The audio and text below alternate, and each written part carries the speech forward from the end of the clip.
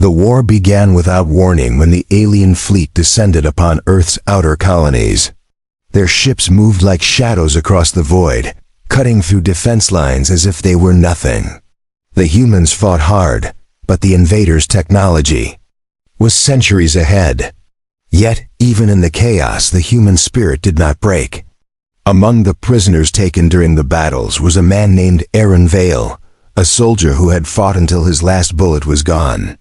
His capture was not the end of his story. It was only the beginning.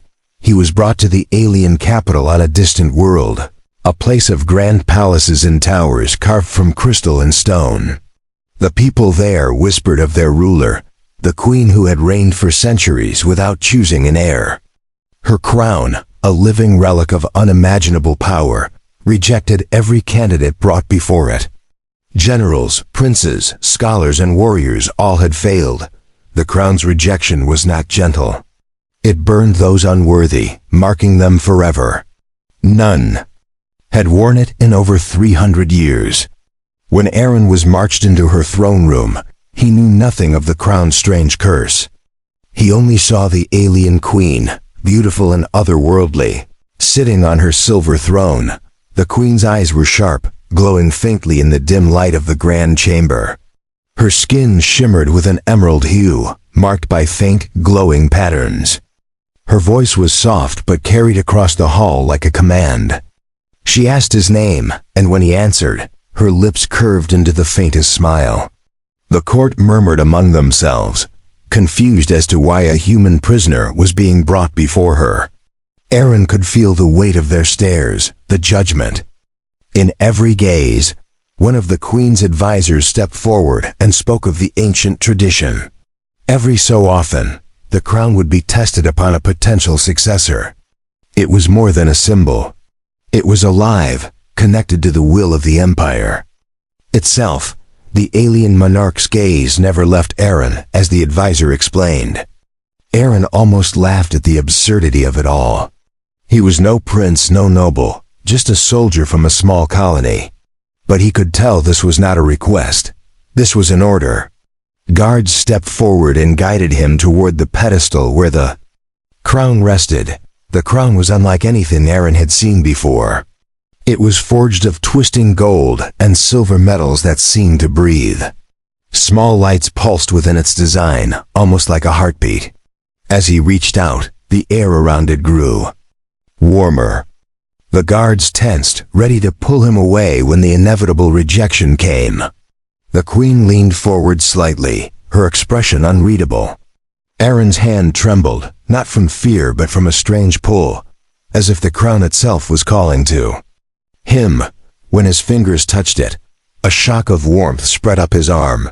The court gasped, some stepping back in alarm. The crown lifted from the pedestal without anyone touching it, floating in the air before him. Its lights grew brighter, and the glow spread across the entire chamber. Aaron could feel its weight settle in his mind, even before it lowered gently onto his head. For the first time in centuries, the crown had chosen someone. Not a prince or general, but a human prisoner. The queen rose from her throne, her eyes locked on his as whispers erupted in the hall. The advisors shouted in protest. Some demanded the crown be removed at once. Others called for Aaron's immediate execution, claiming it was a trick or a failure in the crown's magic. But the queen silenced them with a single raised hand. She stepped closer, her voice calm yet filled with an authority that could not be questioned. She declared that the crown's choice was final. The crown could not be fooled or forced. If it had chosen this human, then the empire would accept it. Aaron stood frozen, feeling the strange power hum through his very bones. He did not understand what the crown wanted from him, or why it had chosen him over countless others. All he knew was that his life had changed forever. The alien court's eyes were on him now, not as a prisoner, but as something far more dangerous. The queen studied him for a long moment before speaking words that chilled him more than any battlefield ever had. She told him that the crown never chose without reason, and that reason would soon reveal itself. The news of the crown choosing a human spread across the empire within hours. Every city, every outpost, and every noble hall echoed with disbelief. The alien people had long believed the crown was their sacred inheritance, something no outsider could ever touch. Yet now, a human wore it as if it had been forged for him. Many saw it as an omen, others as an insult. For Aaron, it was neither. It was a burden he did not understand, and one that could cost him his life if the wrong person decided it was a mistake. The queen summoned him to a private chamber, away from the roar of the court. The room was filled with soft light and the faint scent of alien flowers, but Aaron could not relax. She studied him in silence before finally speaking. She told him that the crown was not just a mark of leadership, but a living entity. It could sense the heart, the mind, and the destiny of those it touched. It had been silent for 300 years because no one had matched its will. Now it had chosen him, and that meant something neither of them could ignore. Aaron asked why the crown would choose someone like him, a soldier from a small human colony with no knowledge of their empire's ways. The queen only said that the crown never explained its choices. It acted according to truths only it could know. She warned him that the court would not accept him easily. There would be challenges, schemes, and perhaps even attempts on his life. In her words, the crown had made him both the most powerful and the most vulnerable man in the empire. When he was escorted back to his quarters, he found them guarded by alien soldiers wearing the queen's crest. Their weapons were unlike anything he had seen before, elegant yet deadly. Inside, the room was lavish, with silken bedding, carved stone walls, and a view of the alien city that stretched to the horizon. He could see shimmering towers floating, gardens, and streets lit by glowing orbs. It was beautiful, but it was also a cage. The crown sat heavy on his head, and though he thought about removing it, something deep inside told him it would not allow that. The next morning, the queen's advisor came to him with a formal announcement. The court would hold a ceremony to officially acknowledge the crown's choice. It was a tradition older than any living being in the empire. Every noble house would attend, and each would have the right to challenge his claim through ancient trials. The advisor's tone made it clear that the trials were dangerous, not simply ceremonial. Aaron asked if he could refuse, but the advisor only smiled and said refusal was not an option. The crown had chosen, and now he must prove himself worthy. As preparations began, the palace grew tense. Servants whispered in corners, guards exchanged uneasy glances, and messengers ran from hall to hall carrying urgent orders. Some nobles sent him gifts, fine robes, rare wines, and ornate weapons, but he could sense the hidden motives behind their generosity. Others ignored him entirely, as if pretending he did not exist would undo what had happened.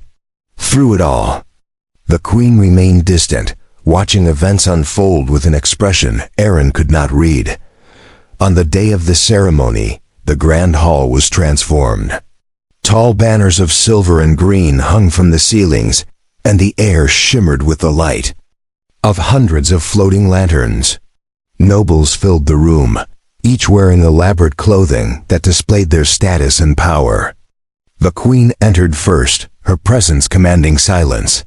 Then Aaron was led in, the crown gleaming on his head. He felt every eye on him, each gaze a mix of curiosity, suspicion, and outright hostility.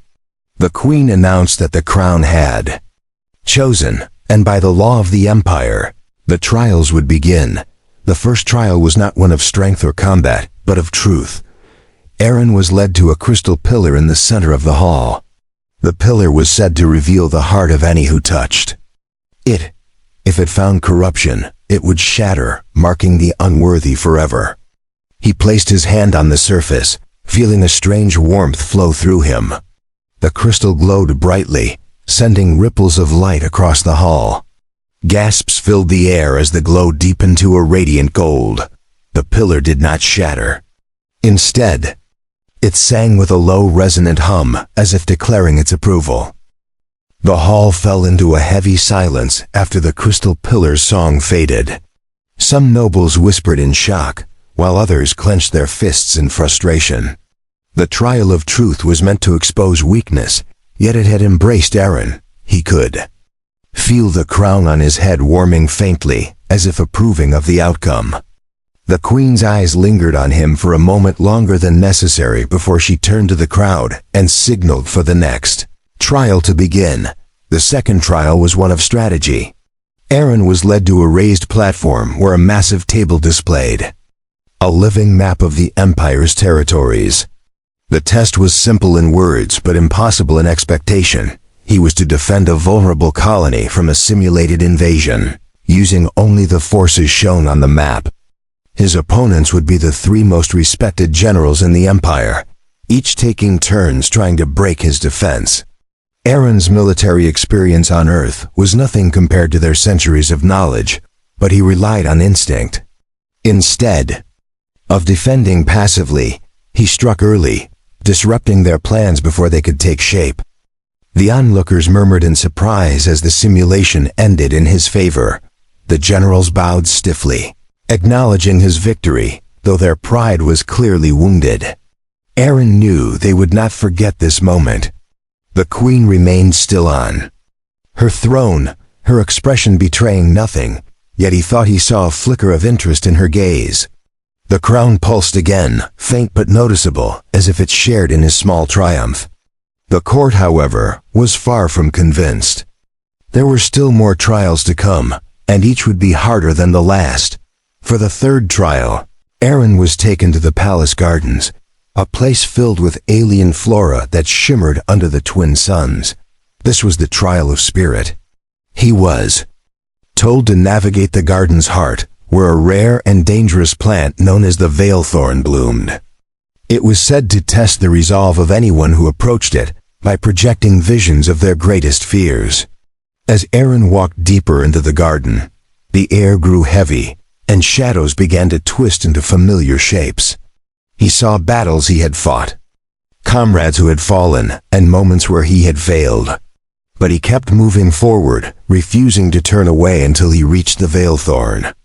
When he touched it, the visions vanished, leaving only the soft glow of the crown on his head. The court watched from a balcony high above, and though they could not see what he had endured, they could see that he had succeeded. The queen rose from her seat, her voice carrying through the gardens as she declared him victorious in the trial of spirit. Aaron stood silently, breathing heavily, but a part of him felt stronger than before. The crown's warmth was no longer just in his head, it was in his chest, a steady beat that seemed to match his own heartbeat. That night, Aaron was not allowed to rest. The trials were designed to push a candidate to the very limits of endurance. The fourth trial began at midnight in the depths of the palace catacombs. It was a test of courage, where he was required to retrieve an artifact guarded by a sentinel, construct that had never been defeated.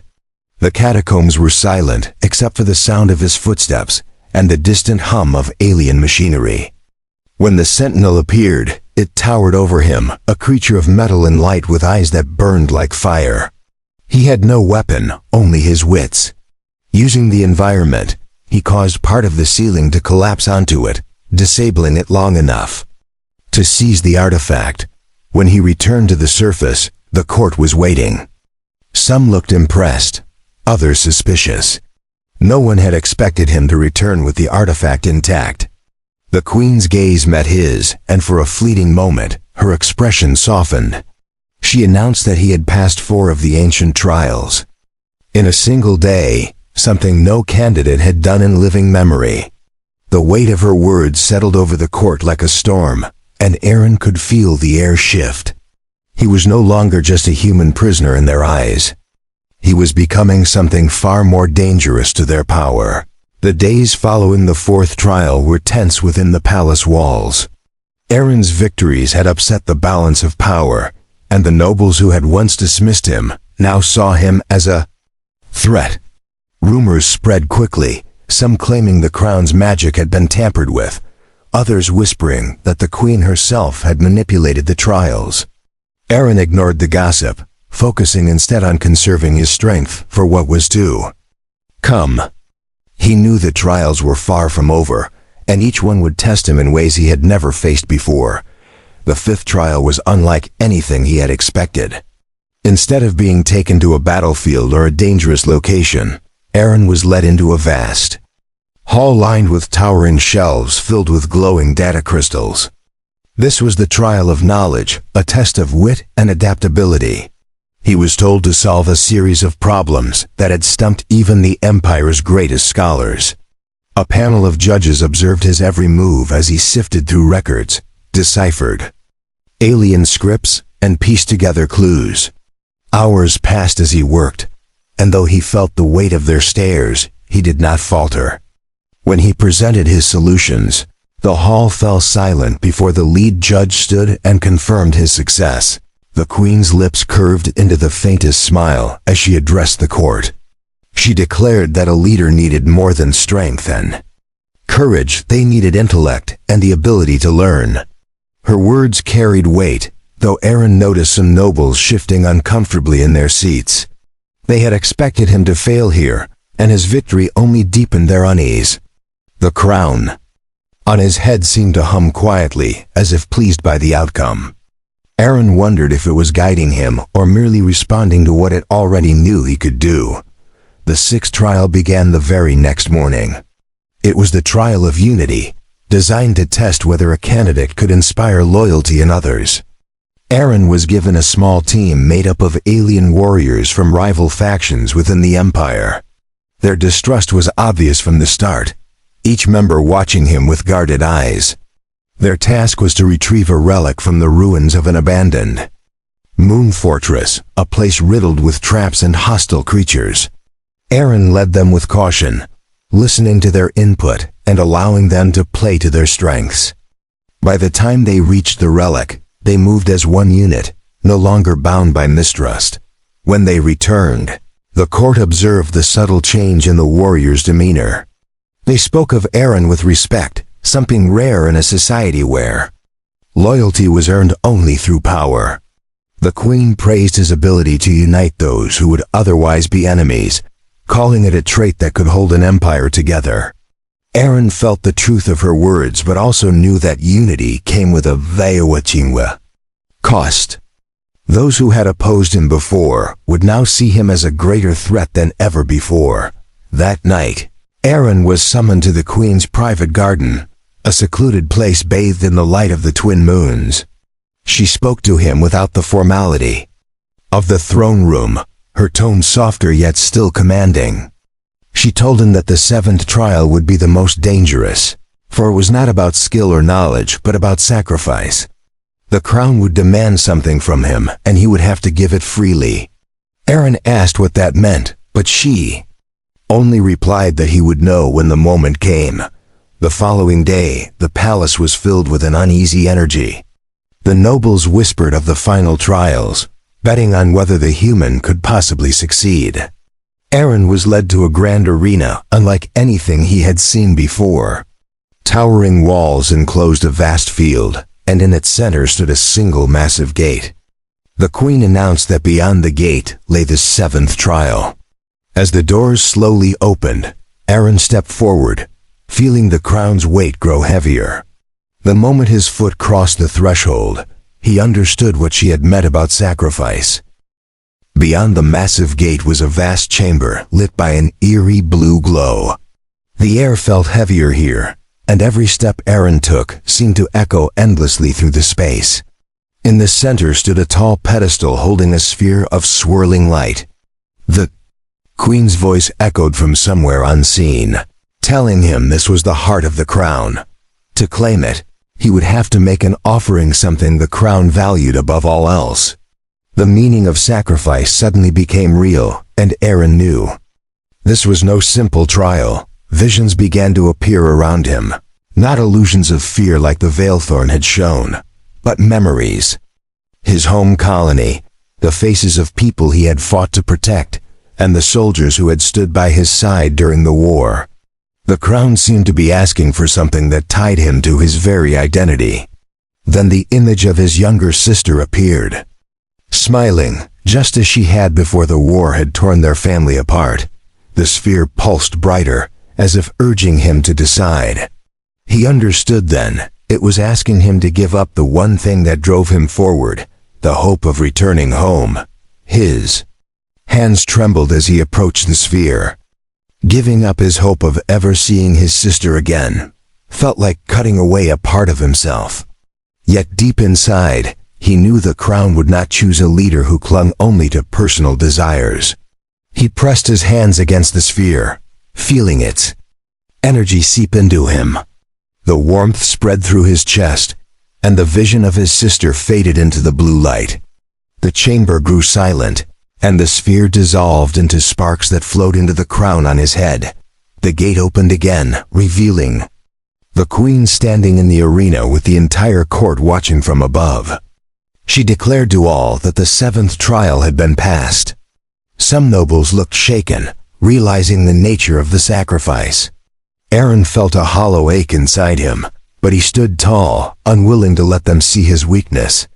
The queen's eyes met his, and for a moment, there was no throne, no crown, no empire, only two people who understood the cost of power. The 8th and final trial was announced to take place at dawn.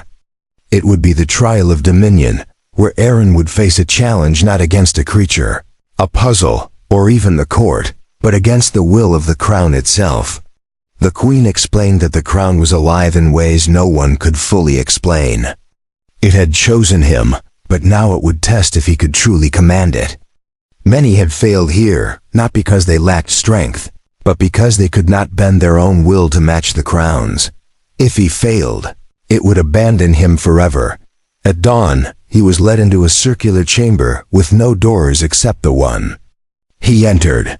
The crown began to hum, the sound vibrating through his skull. The world around him shifted into a blinding white void. And there, standing before him, was a figure that looked exactly like him. This double spoke with his voice, challenging his every decision, questioning his worth, and taunting him with the memories of every life lost under his command. The trial was not physical, but a battle of wills, and the crown itself was the judge. For what felt like hours, Aaron fought not with fists, but with resolve. Every doubt the double cast at him, he countered with the truth of what he had done and why he had done it. Every accusation of selfishness he met with the sacrifices he had already made. The void trembled with each exchange, and the crown's hum grew louder. Finally, his double smiled faintly, then dissolved into light. The white void shattered, and Aaron found himself back in the chamber, the crown glowing brighter than ever before. The queen entered the chamber, her expression softer than he had ever seen. She told him that no one in living memory had passed all 8 trials, and now the empire stood at the edge of change. The court would resist, perhaps even rebel, but the crown's choice was final. Aaron stood before her, the weight of every trial pressing on him, yet also a strange sense of clarity. He understood now that the crown had not chosen him because he was human, but because he was willing to bear the cost of leading both his people and hers into an uncertain future. The coronation day arrived under a sky streaked with gold and silver light. The palace grounds were overflowing with nobles, soldiers, and citizens, all gathered to witness what had not happened in centuries. The queen stood at the steps of the great hall, her presence commanding absolute silence. Aaron walked toward her, every step echoing against the marble floor. The crown rested on his head, warm and steady, as though it had already accepted the moment. When he reached the top of the steps, the queen raised her hand for the ceremony to begin. Alien musicians played a deep, resonant hymn that seemed to vibrate through the air itself. The queen spoke to the crowd, recounting the trials Aaron had faced and the sacrifices he had made. She reminded them that the crown had chosen without bias or manipulation, and that its will was the will of the empire. Many in the audience listened in awe, while others hid their discontent behind rigid expressions. Aaron stood still, letting her words wash over him, Knowing that the ceremony was more than a formality, it was a declaration of power. When the queen placed her hands on the crown, a surge of energy burst outward, casting a wave of light across the courtyard. The crowd gasped as the symbols carved into the palace walls glowed in unison, reacting to the coronation. Aaron felt the crown's presence in his mind more clearly than ever before, its voice not in words, but in a deep understanding. It accepted him fully now, binding him to the empire in a way that could not be undone. The queen stepped back, her eyes holding an unreadable emotion as she addressed him as sovereign protector. The court bowed, though some did so reluctantly. Aaron could see the factions forming, even in this moment of unity. There were those who would follow him without question, and those who would plot against him the moment they saw weakness. The queen walked beside him into the great hall, speaking softly so that only he could hear. She told him the true challenge began now, for ruling was not about passing trials, but about surviving the endless ones that came after. Inside the hall, the throne awaited. It was carved from a single piece of starstone, its surface rippling faintly as if alive. The crown's hum grew stronger the closer Aaron came to it, as though urging him forward. When he sat, the air seemed to shift, and the hall's light dimmed before returning brighter than before. The nobles lowered their heads, acknowledging the moment, even if their loyalty was uncertain. For the first time since his capture, Aaron felt not like a prisoner, but like a leader standing in his rightful place. The queen addressed the assembly one final time, declaring that the crown's choice had been made in accordance with the oldest laws of the empire. She warned that any who sought to challenge this choice would not only defy her, but the will of the crown itself. Her words silenced even the most vocal dissenters, though Aaron could sense the tension beneath their compliance. This unity was fragile, and he knew it would take every ounce of his resolve to hold it together. That night, after the crowds dispersed and the palace fell quiet, Aaron stood on the balcony overlooking the alien city. The twin moons bathed the streets in silver light, and the hum of distant activity drifted up to him. The queen joined him, her voice softer now than it had ever been. She told him she had seen countless leaders rise and fall, but none who had faced the trials with the heart he had shown. She said the crown had not only chosen a ruler, it had chosen a bridge between two worlds. Aaron looked out at the city and beyond, toward the stars. He thought of the people he had lost, of the home he could no longer return to, and of the empire that now rested on his shoulders. The crown's warmth was steady, almost reassuring, and he felt a clarity he had never known before. Whatever came next, he would face it not as a prisoner, not as a stranger, but as the leader the crown had chosen. And in that moment, he understood that this was not the end of his story, but the true beginning. Aaron's first days as sovereign protector were filled with endless meetings, decrees, and the subtle power games of the court. Every noble sought to test him, some through veiled compliments, others through open defiance. He learned quickly that the empire's politics were as dangerous as any battlefield. The queen remained close, offering guidance but never speaking for him, forcing him to find his own voice. The crown's presence in his mind was constant, sometimes silent, sometimes offering flashes of insight that guided his decisions. One of the first challenges came from the Outer Rim governors, who refused to acknowledge his authority. They claimed that a human ruler could not understand the needs of their worlds. Aaron decided to address the matter personally, summoning the governors to the palace. When they arrived, their disdain was clear, but he met their arrogance with calm firmness. He presented them with a plan to increase trade and security in their territories, proving that he had studied their problems in detail. By the end of the meeting, their tone had shifted, and while they did not fully pledge loyalty, they no longer spoke of rebellion. In the days that followed, Aaron turned his attention to the common people. He walked the markets without an entourage, spoke with workers in the factories, and listened to the farmers in the distant provinces. Many were shocked to see a ruler who would stand among them without ceremony. The stories of his visit spread quickly, and slowly, the people began to see him as more than a symbol chosen by the crown. They began to see him as a leader who might actually fight for them, but not all were pleased by this growing connection.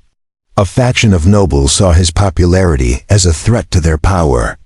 Late one night, an assassin was sent into his chambers, armed with a blade coated in a deadly alien toxin. The crown's hum became a sudden sharp pulse in his mind, warning him moments before the attack. He disarmed the assassin and handed them over to the queen's guard. Under interrogation, they revealed the names of the nobles who had hired them.